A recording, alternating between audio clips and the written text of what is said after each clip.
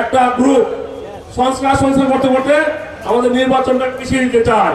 আমাদের যে ভুল করেছে বিএনপি সেই ভুল করবে না। সংস্কারের দোহাই দিয়ে দেশকে বিপদে ফেলবেন না, আমি তাদেরকে বলতে চাই। সংস্কারের দোহাই দিয়া দেশটাকে বিপদে ফেলে দেশের ক্ষতি হবে। আমরা সবাই মিলে যারা সংস্কারের দোহাই দিয়ে দেশটাকে বিপদে ফেলতে চায়, আমরা সবাই তাদেরকে প্রতিহত করবো ইনশাআল্লাহ। বন্ধুগণ, জনগণের সেবা করতে হলে, তাদের কাছ থেকে সমর্থন আদায় করতে হলে জনগণের পাশে থাকতে হবে। আমাদের মূল কাজ হচ্ছে জনসেবা।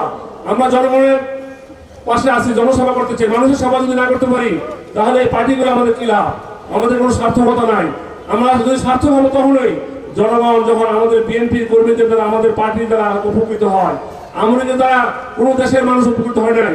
মানুষের টাকা পয়সা লুটপাট করে রেখে ওরা এই দেশ থেকে চলে গেছে। এই এলাকায় ছিল একটা সন্ত্রাসের অভয়ারণ্য। এই এলাকার এমপি ছিল হাবিব হাসান, আপনারা চিনেছেন, জানেন বোধহয়। এই হাবিব হাসানের অত্যাচারে উনি ছিল একটা ভূমিদস্যু।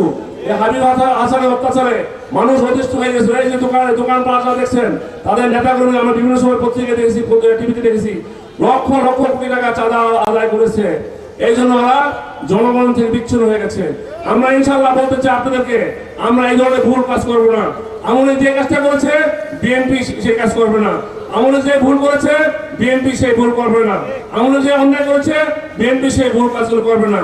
তাহলে বাংলাদেশের জনগণের ভোট পাবো আমরা, এবং ভোটের মাধ্যমে ইনশাআল্লাহ দেশবাসীর সমর্থনে তারেক রহমানের নেতৃত্বে বিএনপি ইনশাআল্লাহ আগামীতে বিপুল ভোটের মাধ্যমে ক্ষমতা আসবে ইনশাআল্লাহ। আমরা তখন মানুষের সেবা করতে পারবো, মানুষের প্রয়োজনীয় কাজগুলি করতে পারবো। আপনারা একটু কষ্ট করে 6 মাস ওয়েট করেন। আমরা 17 বছর কষ্ট করছিলাম, আমাদের কিছু প্রয়োজন ছিল, কষ্ট করছিলাম। আপনারা কষ্ট করেন 6 মাস। আল্লাহর রহমতে বিএনপি যদি ক্ষমতা আসে, আমরা বৈধভাবে আপনাদের অনেক হেল্প করতে পারবো। বৈধভাবে রাস্তাঘাট, ব্যবসা বাণিজ্য সব দেওয়ার সুযোগ আছে। আমরা অন্যায় পথে যাবো না। শহীদ রাষ্ট্রপতি জিয়া রহমানের কর্মীরা অন্যায় কাজ করতে পারে না। তারেক রহমানের কোনো নেতা কর্মী অন্যায় করতে পারে না, চাঁদাবাজির সাথে সম্পৃক্ত হতে পারে না।